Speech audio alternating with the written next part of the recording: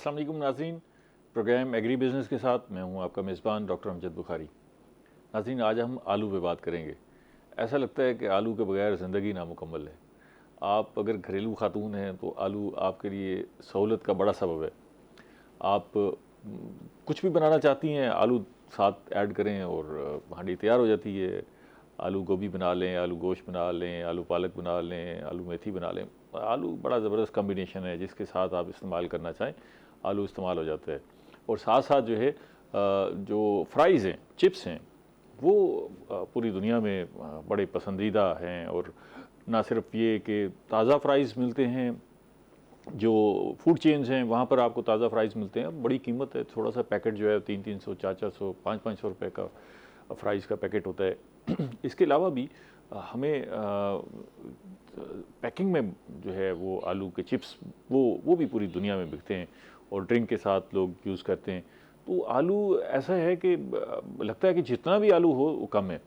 इसको ग़िज़ा के तौर पर भी इस्तेमाल किया जाता है। बहुत सारी जगहों पर आलू को बेसन के साथ मिला के रोटी बनाई जाती है, आलू की रोटियाँ भी बनती हैं, इसको आटा भी बना लिया जाता है। तो आलू की यूटिलाइजेशन, इस्तेमाल इतना ज़्यादा है कि लगता है कि दुनिया जो है वो आलू के बगैर नामुकम्मल है कहाँ की सब्ज़ी, हमारे पास कहाँ से आई, और अब हम इसको काश्त कर रहे हैं, कितना काश्त कर रहे हैं, अपनी ज़रूरत के लिए काश्त कर रहे हैं या बाहर भेजने का एक्सपोर्ट का पोटेंशियल भी है।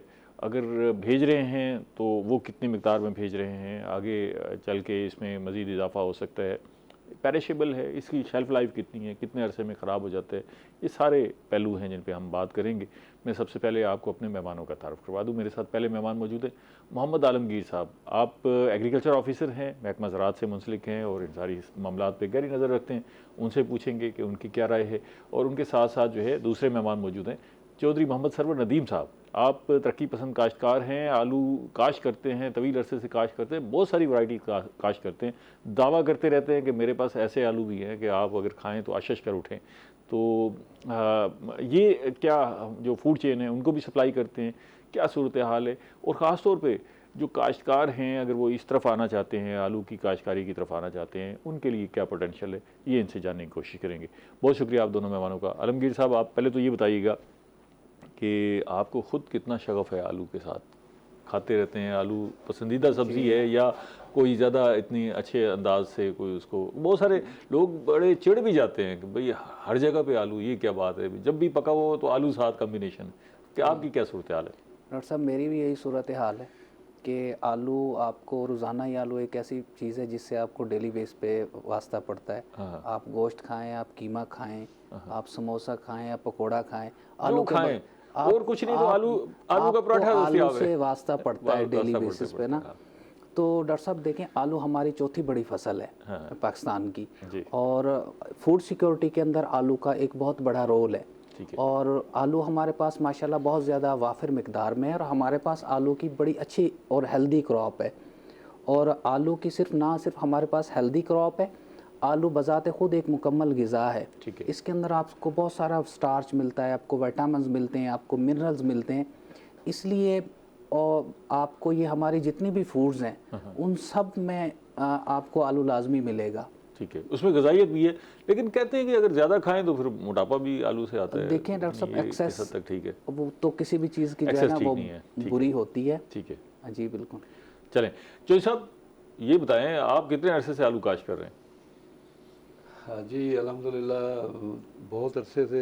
मेरे जो है ना जी अपना मेरे उस्ताद भी जो ना ज़राअत में मेरे अब्बा जी हैं। मेरे अब्बा जी फिर तो विरसे में मिल गई ना आलू की काश्तकारी। विरसे में हमारे जो है ना, क्योंकि हम जो है ना शुरू से काश्तकार हैं अल्हम्दुलिल्लाह। ये जो है ना मेरे पैदा होने से पहले से ही हमारे यहाँ आलू काश्त हो रहे हैं। अच्छा। तो उसमें जनाब अब्बा जी के बाद हमने बड़े पैमाने पे शुरू किया। शहर के रकबे थे, हमने जो ना साइडों पे ले लिए। तकरीबन हमारा जो है ना जो 200 एकड़ पे अब आलू काश्त है। अच्छा, माशाल्लाह। हमारा अपना, और आलू और गोभी 2 फसलें हम ज़्यादा लगाते हैं। ठीक है। और अल्हम्दुलिल्लाह जो है ना जी हमारी मिसाली फसलें हैं, और उसमें जनाब हम मिसाली ही पैदावार लेते हैं। ठीक है। और उनकी जनाब जो ना जो है जो फसल अल्हम्दुलिल्लाह जो हम दावा करते हैं, हम लगाते हैं, तो इतनी खूबसूरत आलू की फसल जो है ना मैंने तो अपने इलाके में नहीं देखी। अच्छा, माशाल्लाह। हाँ जी, और औसत के हिसाब से भी, पैदावार के लिहाज से भी हमने जनाब जो गज़ाइयत के लिहाज से भी, क्योंकि हमारे रकबे जो है ना सर, जो है ना हमारा मेजर फार्म जो है एग्री फार्म, वो है मखदूम मस्जिद से पहले मेन पे जी, ठीक है। मेन विहाड़ी रोड पे। वहाँ पे गंदा पानी नहीं है, साफ पानी की। हाँ साफ पानी है नहर का, और ये ट्यूबवेल का हम लगाते हैं। तो उसकी वजह से सर जो है ना अल्हम्दुलिल्लाह हमारा आलू जो है ना, उसके जो हार्वेस्टिंग के बाद आप उसको 2-4 महीने 6 महीने तो वैसे ही घर में रख लें तो ख़राब नहीं होगा। अच्छा, और उसमें जो जो ना जो दूसरे हैं ये गंदे पानी वाली साइड पे लगाते हैं लोग, या फिर उसमें ऐसी ही वो जो ना उसमें पैदावार लेने के लिए ज़्यादा डोज दे देते हैं उसकी खाद की या दवाइयों की, उससे फसल जो है ना, उससे जो है वो ख़राब हो जाती है। मौके पे तो नज़र आती है कि सही है, मगर वो 2-4 महीने के अंदर गलना शुरू हो जाएगी। तो अल्हम्दुलिल्लाह उसमें जो ना एहतियात बहुत करनी चाहिए। ठीक है। तो उसमें आलू जो है जी, ये आप जो है आपने मैक्सिमम ज़्यादा से ज़्यादा पैदावार कितनी हासिल की है आलू की? सर अल्हम्दुलिल्लाह मुख्तलिफ वैरायटियाँ हैं ना सर, हम तकरीबन 8-10 वैरायटी लगाते हैं। ठीक है। उनमें जो ना कुछ वैरायटियाँ ऐसी हैं जो हम 60-65 दिन के बाद हार्वेस्टिंग कर सकते हैं कच्ची पटाई में। ठीक है। कुछ वैरायटियाँ ऐसी हैं कि जो हम 120 दिन के 110 दिन के बाद ही हार्वेस्टिंग करेंगे। ठीक है।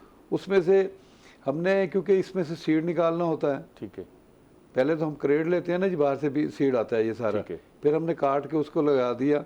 आजकल की मौसम में लगाया हुआ है ये, जो ना मार्च अप्रैल में हमने हार्वेस्टिंग करके उसको पूरे को स्टोर कर देना। मैं आपसे डिटेल पूछता हूँ इसकी हार्वेस्टिंग की और इसको काश करने के हवाले से भी, वो सवाल वहीं रह गया कि आपने ज़्यादा से ज़्यादा जो है वो क्या फी एकड़ हासिल की? तकरीबन जो है ना 55 kg का बैग में हमने जो ना जी 450 बैग पर एकड़ लिया, एकड़ से लिए पर एकड़।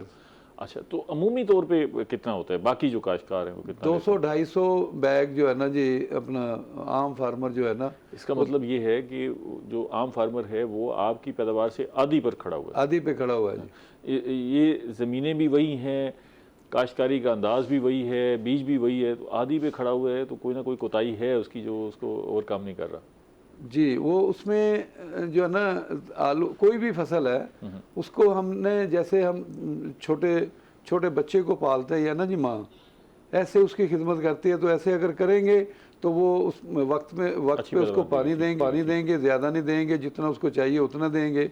बात होता ये है कि फार्मर लोगों के पास पानी जो है ना जी, हफ्ते बाद उसको नहर का पानी आना है। वो जो नहर का पानी है, ट्यूबवेल के वसाइल नहीं है या नीचे का पानी ख़राब है, तो वो फिर करते ये हैं कि जनाब जो है ना पानी चढ़ा के ज़्यादा पानी लगा देते हैं। उसको इतना नहीं चाहिए, उसको चाहिए जो ना उसकी जो ना एक दफ़ा हमने लगा दिया। वो जो टेक्निक है ज़राअत की, सही जो तकनीक है वो इस्तेमाल नहीं करते, उसमें कोताही कर जाते हैं। जी जी। चीज़ें तो वही हैं, उनको आगे पीछे तरतीब नहीं दे पाते। का भी जो ना अमल दरामद है इस पे बहुत ज़्यादा, इस पे जो है ना जी उसकी खुराक को देखें, उस किस वक्त उसको क्या चाहिए, आपसे पूछेंगे वो नुस्खा और गाइडलाइन काश्तकारों के लिए कि भी किस तरह जो है अपनी काश्तकारी वो बेहतर कर सकते हैं, उससे उनको खुद भी मुनाफा अच्छा होगा और साथ साथ जो है वो मुल्की पैदावार में भी जो है काफ़ी सारा कंट्रीब्यूशन हो जाता है ना जी। अच्छा आलमगीर साहब, ये बताइएगा कि आलू का बीज जो है वो हम बाहर से मंगवाते हैं या मकामी भी काफ़ी हद तक बीज है, क्या सूरत हाल है? डॉक्टर साहब, जो पोटैटो का ज़्यादातर तो ऑनेस्टली स्पीकिंग हमारे पास जो सीड का सोर्स है ना वो फॉरेन ही है। हमारे पास अपना जो हमारा पोटैटो रिसर्च स्टेशन है साहिवाल, वहाँ पे हम एक लिमिटेड क्वांटिटी के अंदर फार्मर्स को वायरस फ्री पोटैटो का जो सीड है वो दे रहे हैं। ठीक है। लेकिन चूंकि इसका सीड आपको पता है पर एकड़ जो इसकी लगाने की जो रेशो है वो बहुत ज़्यादा है, मतलब 1200 से 1500 kg लगता है 1 एकड़ के अंदर। तो इतने सारे सीड को और इतने बड़े एरिया पे उसको लगाने के लिए हमारे पास अभी रिसोर्सेज लिमिटेड हैं, लेकिन हम इस पे काम कर रहे हैं। लेकिन ज़्यादातर फिर वही कहूँगा कि हमारे पास जो सीड का सोर्स है ज़्यादातर वो बाहर से है हमारे पास सीड। वैसे ये बड़ी बदकिस्मती की बात है कि हम सब्जियों और फलों में वो हमारे पास अल्लाह ताला ने बेतहाशा करम किया है, बड़ी बहुतात है, लेकिन सीड के मामले में हम बड़े पीछे हैं और पता नहीं हमारे रिसर्च के इदारे इस पे काम नहीं कर रहे या क्या सूरत हाल है। कि मैं अमूमन कहता रहता हूँ कि इतना पैसा हम फ्रूट से हासिल नहीं करते, मतलब जो फल है उससे हासिल नहीं करते जितना वो सीड से कमा जाते हैं बाहर की कंपनियां। चौधरी साहब, ये आलू वैसे तो सुनने में आया है कि अमेरिका का पौधा है जो अमेरिका से हमारे पास आया और फिर हमने इसको काश्त किया और आगे बढ़े। तो आप इसका बीज जो है वो कहाँ से मंगवाते हैं, बाहर से मंगवाते हैं या अपना तैयार करते हैं, क्या करते हैं? मुख्तलफ जो है ना जी कंपनी हैं, पार्टी हैं जो इसको जनाब जो है ना जी मंगवाती हैं। वो कंटेनर में ये आता है 40 दिन तकरीबन कम अज़ कम जो है ना जी ये बहरी जहाज़ पे सफ़र करता है। ये थाईलैंड से ज़्यादा आ रहा है। वो सीड बनाते हैं, राशन फोकस ही सीड पे सिर्फ सीड है उनके, उनका जो है ना जी 35 से 55-60 सेंटी का वो आलू तैयार करते हैं। ठीक है। तो वो जनाब जो ना हमें वो 50 का एक क्रेट हम उसको बोलते हैं। आजकल तो 25-25 के वो 2 बैग भेजते हैं, वो 50 केजी हो जाता है। 50 केजी तकरीबन 25-26 हज़ार रुपये का आजकल जो है ना जी मार्केट में है जो हम ले रहे हैं। तो उसमें फिर तकरीबन 18-20 क्रेट जो है ना जी पर एकड़ काट के हम लगाएंगे। 500 रुपये किलो आपको वो बीज पड़ रहा है सर जो मैं अर्ज कर रहा हूँ ना सर, तकरीबन 18 से 20 क्रेट 50 केजी के हम वो लेके उसको काट के अब लगाए हैं, लगा भी रहे हैं कुछ पार्टियाँ।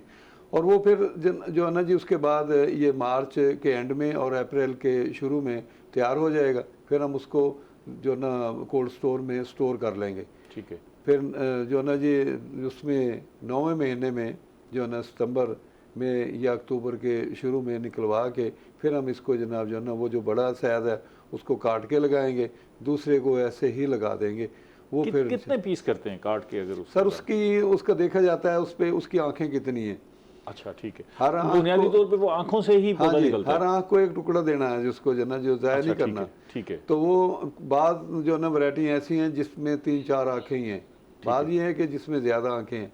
बाद आलू ऐसा है कि जनाब जो साइज़ में छोटा है उसको आप जो ना सिर्फ 2 ही टुकड़े कर सकते हैं। जो बड़े साइज़ में है उसमें 3 भी 4 भी कर लें। तो ये वो है जो बाहर से आया है। उसमें जनाब जो है ना फिर उसमें देखा जाता है कि जनाब जो है ना ये जो अगर हम छोटा कर देंगे ज़ाया तो नहीं हो जाएगा, मगर अल्लाह रब्बे करीम का इतना करम है कि आप अगर उसमें पतली सी जनाब एक लेयर में ही आंख दे देंगे ना जी, वो भी जनाब पूरा जो है पौधा, हाँ बिल्कुल। वो अल्हम्दुलिल्लाह उसमें जनाब जो है ना जी इसकी खुराक का तो है। आप सीड का कारोबार भी करते हैं? जी सर, सीड का हम जो है ना इस पे ज़रा डिटेल बात करूंगा। एक ब्रेक ले लें क्योंकि ब्रेक ज़रूरी है। नाज़रीन हमारे साथ रहिएगा, हम आलू पे बात कर रहे हैं और इसमें बहुत सारी आगाही है आपके लिए और आपको बताएंगे भी सही। अगर आप आलू की काश्तकारी की तरफ आना चाहते हैं तो क्या ज़राए हैं, किन को इस्तेमाल करके आप बेहतर पैदावार हासिल कर सकते हैं। लेकिन मिलते हैं एक छोटी सी ब्रेक के बाद।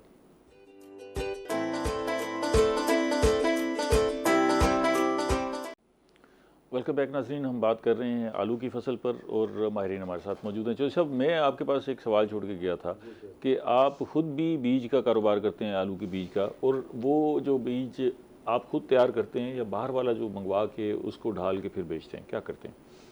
सर पहले तो शुरू में जिस वैरायटी की डिमांड है हम वो वैरायटी का सीड मंगवाते हैं उस वक्त। ठीक है। तो मुख्तलिफ जो ना वो है इंपोर्टर जो है ना जी मंगवाने वाले मंगवाते हैं, बड़े कंटेनर आते हैं। अच्छा। कम अज़ कम 1000 कंटेनर जो है ना जी आलू के बीज का, आलू के सीड का एक सीड का आ जाता है। ओहो, अच्छा। हाँ जी, तकरीबन 550 क्रेट एक उसमें कंटेनर में है। हमारे अजीज़ बड़ी मिक़दार में आता है, बीज ही इतना आ जाता है कि हाँ जी, बहुत ज़्यादा हमारा ज़र मुबादला बहुत ज़्यादा जना जी आलू पे और दूसरे सीडों पे भी जनाब। कोई भी सीड जो है ना, हत्ता कि आप ये देख लें कि ये बरसीन है, ये जनाब जो ना घास के हैं, ये चारा के लिए हम ज्वार इनके बीज भी बाहर से, ये भी सारा इंडिया दे रहा है जी। ओहो, इंडिया इतना आगे चला गया। हमें उनको जो है ना जी गवर्नमेंट उन्हें इदारे उन्हें पुश करते हैं, सपोर्ट देते हैं। हमें जनाब जो ना ये जितने भी इदारे हैं जलील करते हैं। ये एग्रीकल्चर वालों का खाली इनका जो ना जी गवर्नमेंट ज़राई फार्म का इनका नाम है, ये अपने तौर पे करते हैं। इनकी या यूनिवर्सिटी में आप देख लें जो फसलें हैं या इनकी जो फसलें हैं, आप वो देख लें क्या वजह क्या है। उस पर जनाब जो है ना जी अल्लाह की ज़ात से डर के कहते हैं कि मेरे मुकाबले में ये 1 एकड़ भी नहीं पैदावार दे सकता। ठीक है। तो आलू का जो है ना सर हम पहले क्रेट मंगवाते हैं, तकरीबन 8-10 टॉप वैरायटी जो है ना वो मेरे पास लगी हुई है। हम वो जनाब फिर जो है ना जी उसमें सीड तैयार कर लेते हैं, जो हमें ज़रूरत होती है हमारी डिमांड के मुताबिक हम वो अपने पास रखते हैं। बाकी हम जो है ना दोस्तों को जो अच्छे फार्मर हैं उनको हम दे देते हैं, जो लेता है जी। ठीक है, मुनासिब कीमत पे, मुनासिब रेट पे, जो मार्केट में हम करते हैं जी, जो मार्केट में राशन जिस रेट पे बिक रहा है ना, उससे हम थोड़ा सा ही जो ना ज़्यादा पैसों में हम वो सीड दे देते हैं। सीड दे देते हैं, ठीक है। अच्छा आलमगीर साहब, ये क्या वजह क्या बनी है कि हम ये बीज की तैयारी में इतना पीछे क्यों रह गए? आप एग्रीकल्चर एक्सपर्ट हैं, कुछ ना कुछ आपके जहन में होगा ना कि आखिर हमें आगे आना चाहिए, हम भारी ज़र मुबादला इस पर खर्च कर रहे हैं, लेकिन क्या हो क्या रहा है? कहीं हमारे रिसर्चर प्रॉपर काम नहीं कर रहे, हमारे यूनिवर्सिटीज़ प्रॉपर काम नहीं कर रही, हमारे रिसर्च के इदारे काम नहीं कर रहे, क्या हो क्या रहा है? डॉक्टर साहब देखें, इसमें कोई शक नहीं है कि सीड में हम अगर बाकी दुनिया को कंपैरिजन करें ना अपना, तो सीड की जो दुनिया है उसमें हम बहुत पीछे हैं, ऑनेस्टली स्पीकिंग। इसमें है हम ज़राई मुल्क हैं, हम क्लेम करते हैं कि जी हम लेकिन इतना बड़ा इसका ये भी मतलब नहीं है कि हम सीड में बिल्कुल ही पीछे हैं। हम ज़रूर सीड की तरफ आ रहे हैं। ये ज़रूर है कि हम अपनी जो ज़रूरत उससे आगे निकल जाएगी। डॉक्टर साहब बहुत सारी ऐसी वैरायटीज़ हैं। अब देखें, अब पोटैटो की जो हमारी लोकल वैरायटीज़ हैं वो तो कोई 8-10 वैरायटीज़ है, वो हमारी अपनी चल रही है। इतना बड़े जो खित्ते पे पोटैटो लग रहा है, ये सारा कंटेनर वाला नहीं लग रहा, ये प्रोग्रेसिव फार्मर्स लगा रहे हैं। और ये जो स्पेसिफिक फॉर्म्स आप हैं, इत्तेफाक कर रहे हैं, जैसे पेप्सिको है, कंटेनर वाला ज़्यादा देखिए मैं बताऊं, जो ज़्यादातर जो सब कह रहे हैं ना, ये एक स्पेसिफिक जो फॉर्म्स हैं उनकी डिमांड है, उनकी डिमांड के ऊपर जो प्रोग्रेसिव फार्मर्स है वो लगा रहा है। बाकी जो हमारी, जैसे आप कंजप्शंस की बात कर रहे हैं, जिससे हमारी पब्लिक का वास्ता पड़ता है डेली बेसिस पे, और जो बहुत सारी जो हमारी वैरायटीज़ हैं, पता नहीं क्या वजह हैं, या तो पैसे नहीं है रिसर्च के, या रिसर्च चौधरी साहब भी इस पे राय दे सकेंगे। चौधरी साहब, क्या वजह आप भी जब ये एग्रीकल्चर एक्सपर्ट्स के साथ बैठते होंगे, इनको कहते होंगे भाई ये आप क्यों हमारा ज़र मुबादला ज़ाय करवा रहे हैं, तो क्या कहते क्या हैं वो, क्यों रिसर्च नहीं कर रहे इस पर? सर पोजीशन ये है कि जितना भी जनाब जो ना आलू की जितनी भी फसल है, जितनी भी वैरायटी हैं, पहले ये हमने ये सारी बाहर से मंगवाई है।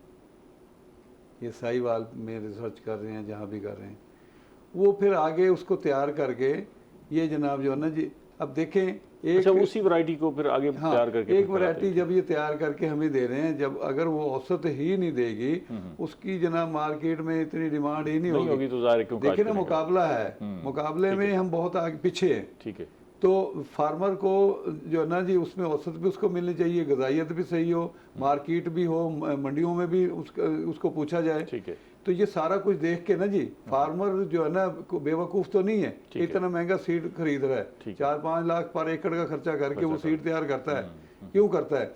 ये चाहिए, इतनी तो बचत नहीं होती जितना हम सर ये गवर्नमेंट को लगा देते हैं। होता ये है ना सर, पहली दफ़ा वो तैयार किया, उसने रिस्क लिया, खर्चा किया, फिर वो जनाब जो है ना 4-5 साल उसी में से सीड निकालता रहता है, फिर वो जनाब जो है ना जी आगे जनाब जो है ना कितने साल तक निकाला जा सकता है सीड उसी में से? ये सर उसमें उसकी क्वालिटी पे है। अगर सीड पहले बहुत अच्छा आया था, तो F1 अगर सीड पहले आया है, तो उसमें जनाब जो है ना जी आप को बहुत अच्छा जो है ना जी आगे भी सीड मिलेगा। कितने साल तक?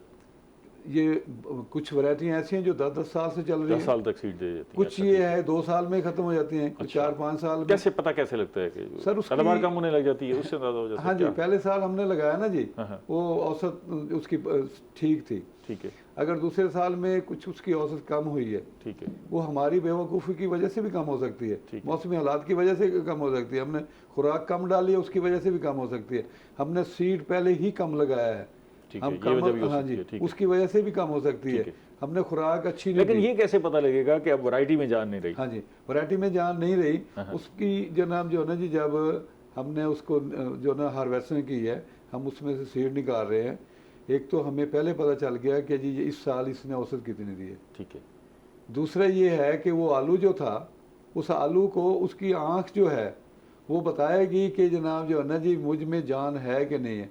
अगर आँख उसकी बिल्कुल बंद हो गई है, आँख उसमें जान ही नहीं है, अच्छा फिर उस आँख से अंदाजा हो जाता है? हाँ जी, आँख से उसने ही आगे जनाब पौधे को परवान चढ़ाना ना जी, ठीक है, उसी आँख में से ही पौधा निकलना है। ठीक है, फिर एक वो है, फिर आप जो ना जो उस आलू को, आलू की जो ना जी जो है मकसद कि आप ये समझ लें कि जी आप कह रहे हैं कि जी उसकी उम्र कम हो रही है या उसकी ख़त्म हो गई है, आगे वो बच्चे देगा या नहीं देगा। आप आलू को उसको बिल्कुल तैयार करके 100 दिन का या 80 दिन का था, जब आप उसको आपने हार्वेस्टिंग की है, उसके बाद उसको 2-4 दिन आप रखेंगे, उसमें आलू को आप सीधा काट दें। ठीक है, सीधा काट देंगे, अंदर अगर उसमें दायरा शुरू हो गया आना। अच्छा, जो हमें कभी कभी हम सब्जी पकाने के लिए लेके आए महसूस होता है दायरा आ जी गया। जी, अगर उसमें दायरा शुरू हो गया तो फिर वो आलू अपनी जो फादियत खो गया, अपनी उम्र कम कर गया है, ठीक है, फिर वो आगे बच्चे कम देगा। हमारा तो ये है, मतलब बूढ़ा हो गया। हाँ जी, उसको ऐसे समझ लेंगे बूढ़ा हो गया, और वो खाने में भी जायका उसका जो है वो नहीं होगा। जी, खाने में भी जायका उसका जो है ना इतना अच्छा नहीं लगेगा। खाने में के लिए तो जो है ना जी आप पूरी उम्र पे आलू को हार्वेस्टिंग करें। ठीक है, कच्चा जो है ना ये जो है ना जो छिलका उतरा हुआ आता है, इसकी हार्वेस्टिंग पे बात करते हैं। अच्छा, हमें तो ये तजुर्बा है कि छिलका उतरा हो उसका जायका बड़ा अच्छा होता है, आप कहते हैं कि नहीं ये प्रीमैच्योर होता है। कम एज का आलू जो है ना जी हार्वेस्टिंग इस मौसम में तो सारा वही बिक रहा होता है छिलका। सर उसमें ये उसको आप 2-4 दिन, हफ्ता 10 दिन रख सकते हैं। ठीक है, अगर उससे ज्यादा रखेंगे खराब हो जाएगा तो वो काला होना शुरू हो जाएगा जहाँ से छिलका उतरा हुआ है। ठीक है, उसके कोई उसकी जिल्द नहीं है। जैसे जनाब जो ना इंसान को रगड़ जो ना चोट लग गई है तो अंदर से जख्म जो है ना जिसको निकला है, ऐसे ही उसके साथ ये है। ये बताइएगा कि जो आपके पास बीज की वैरायटियाँ हैं, हाँ जी, वो हम तक जो पहुंच रही हैं ज़्यादा बीज, जैसे हम कह रहे हैं इंडिया से आ रहे हैं या चाइना से आ जाते हैं, तो ये आलमी म्यार के मुताबिक है या आलमी म्यार इससे भी ऊपर है और हमें वो म्यारी बीज नहीं मिल रहा जो हमें मिलना चाहिए? नहीं, अल्हम्दुलिल्लाह इंडिया ना हम इंडिया से ले रहे हैं ना चाइना से ले रहे हैं, ना ये चाइना के पास है ना इंडिया के पास। अच्छा, कहाँ से आ इंडिया अपने लिए तैयार करता ये है। थाईलैंड से आ रहे हैं? ये हाँ जी, थाईलैंड से आ रहा है, फ्रांस से, अमेरिका से भी है कुछ वैरायटी। अच्छा, मगर वो जनाब जो है ना जो ज़्यादा जो है वो जो है ना जी थाईलैंड से ही आता है। ठीक है, तो उसमें जो है ना जी बहुत अच्छी ये है उस इन्वेस्टर पे जो ना जहाँ रख रहा है, जो वहाँ से इम्पोर्ट कर रहा है, वहाँ पे भी क्वालिटीज़ हैं इसकी। ठीक है। जैसे यहाँ मेरा सवाल ये था कि आपको ये परेशानी तो नहीं होती कि भाई जो बीज लिए है वो अगर हमें वो वाला बीज मिल जाता, अमेरिका वाला बीज मिल जाता, तो हमारी पैदावार इससे भी आगे हो जाती, या हम मुतमईन हैं बीज पैसे तो लग जाते हैं लेकिन बीज ठीक मिल जाता है? सर बीज का मैंने वही अर्ज की ना जी, बीज जो लेके आ रहा है उसमें भी क्वालिटीज़ हैं।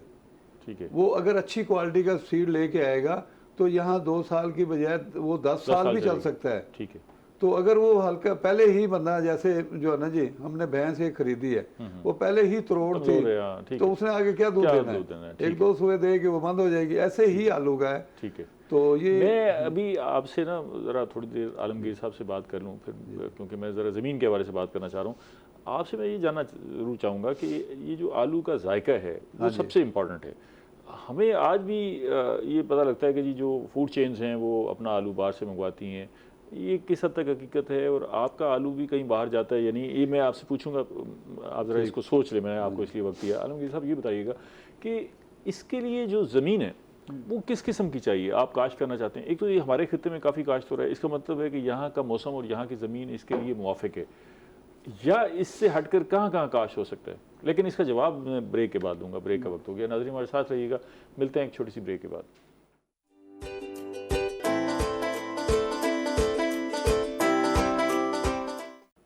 वेलकम बैक नाज़रीन, हम आलू की फसल पे बात कर रहे हैं और इस पे आपको मुफीद मशवरे दे रहे हैं। आलमगीर साहब, मैं आपके पास वो एक सवाल छोड़ के गया था कि क्या आलू की फसल काश्त करने के लिए मुवाफिक ज़मीन कैसी है, और हमारा इस खित्ता को अगर हम सामने रखें तो क्या ये आलू की फसल के लिए मौजूद है?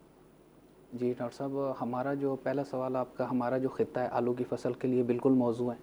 उसकी मिसाल ये है कि आप देख रहे हैं कि आलू का जो कोर एरिया है, जो हमारा कोर एरिया कसूर, साहिवाल, उकाड़ा और पाकपतन, उस एरिया से निकल कर आलू हमारे इस खित्ते की तरफ आ रहा है, नीचे की तरफ आ रहा है। हाँ, इसके लिए हमारे पास जो अच्छी ज़मीन है, निकास वाली ज़मीन है, मेरा ज़मीन है, वो इसके लिए कारआमद है। इसके लिए जो नमकियात वाली ज़मीन है जहाँ पे पानी खड़ा रहता है, ये जो सख्त ज़मीनें हैं जिनमें काला कलर है या सफ़ेद कलर है, वो ज़मीनें इसके लिए मौजू नहीं है।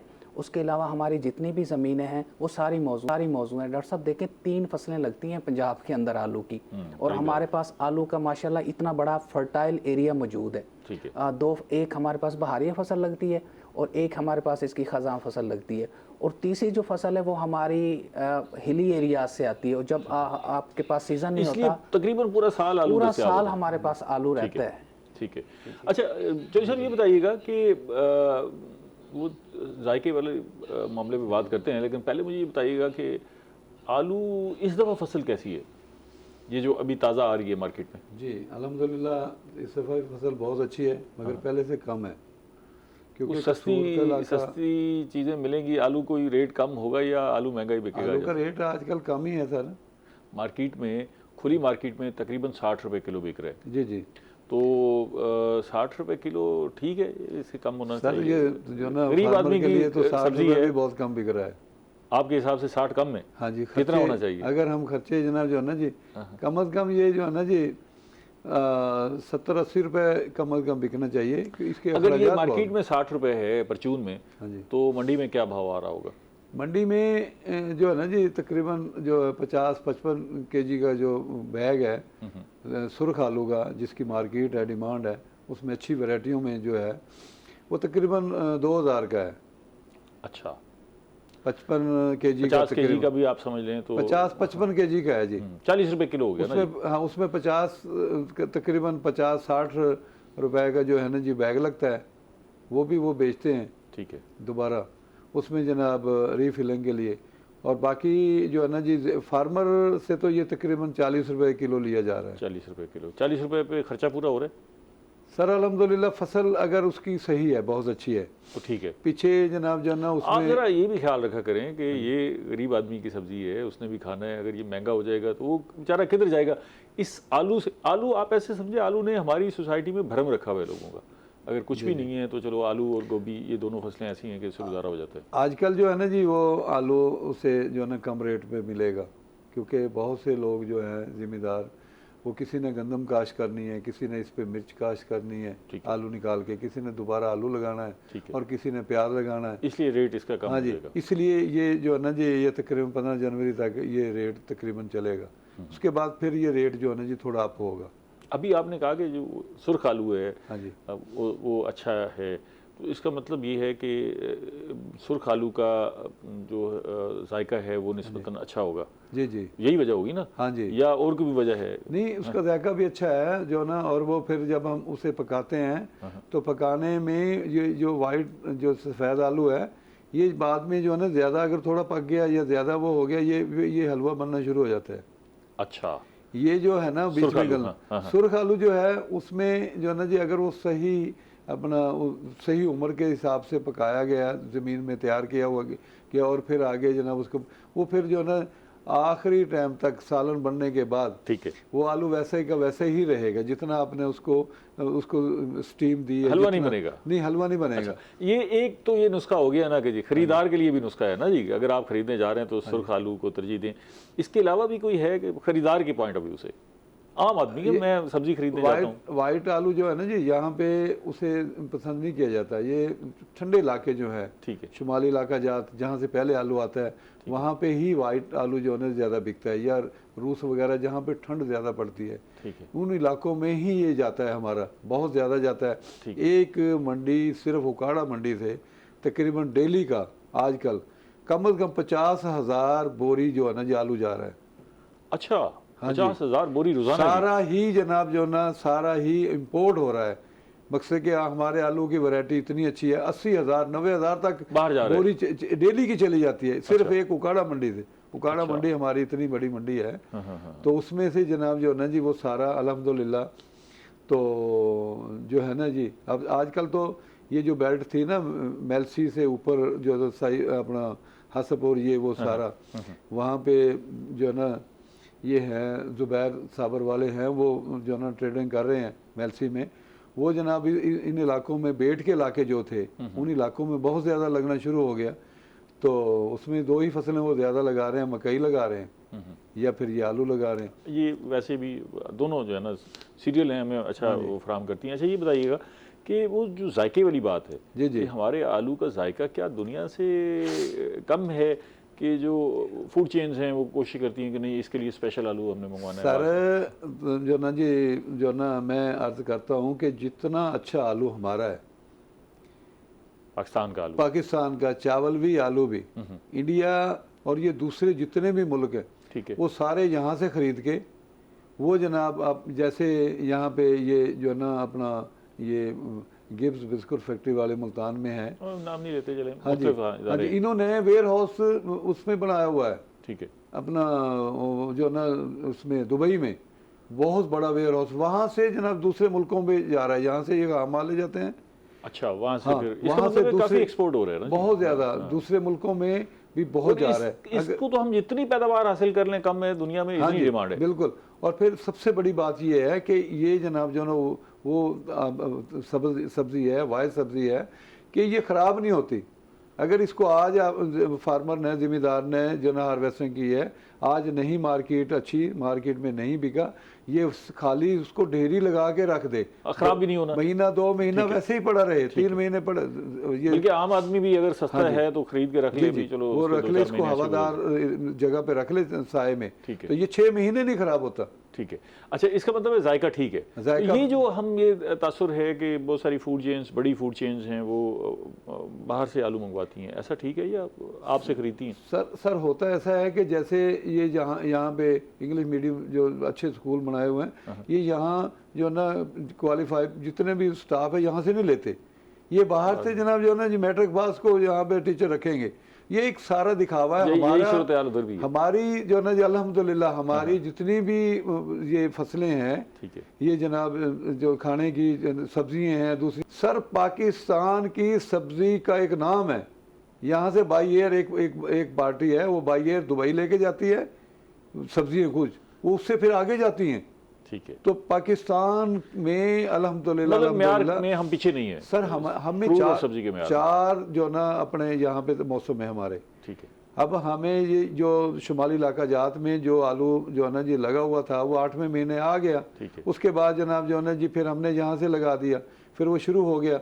अब वो लगाएंगे, हमने तो लगा लिया, वो फसल लगाएंगे फरवरी के शुरू में लगाएंगे, तो वो जनाब जो ना मई में मार्केटिंग करेंगे वो, ठीक है। तो वो जो ना अल्हम्दुलिल्लाह तो उनका जो है जायका अगर और है, पूरा साल दस्तयाब है। मैं जरा एक ब्रेक ले लूँ, इसमें मजीद बात करते हैं। नाज़रीन हमारे साथ रहिएगा, मिलते हैं छोटी सी ब्रेक के बाद।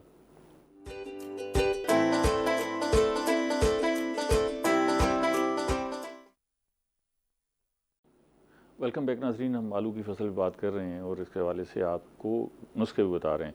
आलमगीर साहब, अभी काफ़ी सारी गुफ्तगू हुई, हम आलू का जायका इन्हांस करने के लिए जो काश्तकार आलू काश्त कर रहे हैं, आलू के जायके को अच्छा बनाने के लिए, एक तो है ना पैदावार अच्छी लेनी है, पैदावार के साथ साथ आलू का जायका भी इसके साथ नतीजा होता है। जायका अच्छा बनाने के लिए हमें फर्टिलाइज़र्स का इस्तेमाल कैसे करना चाहिए, ताकि हम दोनों फर्टिलाइज़र और पानी का इस्तेमाल कैसे करना चाहिए ताकि हम उससे अच्छी फसल के साथ साथ अच्छा जायका भी ले सकें? जी डॉक्टर साहब, देखें, जब हम जायके की बात करते हैं ना, तो किसी भी क्रॉप के अंदर जो फर्टिलाइज़र है ना, उसका बहुत बड़ा रोल होता है, ठीक है। और ख़ास तौर पे जो पोटाश वाली फर्टिलाइज़र हैं, जायके का इनसे डायरेक्टली लिंक होता है, ठीक है। आपने अक्सर देखा होगा कि बाज़ किन्नू मीठे होते हैं, बाज़ किन्नू जनवरी में भी जाके तुर्श होते हैं, और रीज़न बिहाइंड ये होती है कि वो जो बागबान है वो वहाँ पे पोटाश इस्तेमाल नहीं करते। पोटाश डायरेक्ट मिठास ऐड करती है, या आपका जो जायका है या उसकी क्वालिटी को बेहतर बनाते हैं।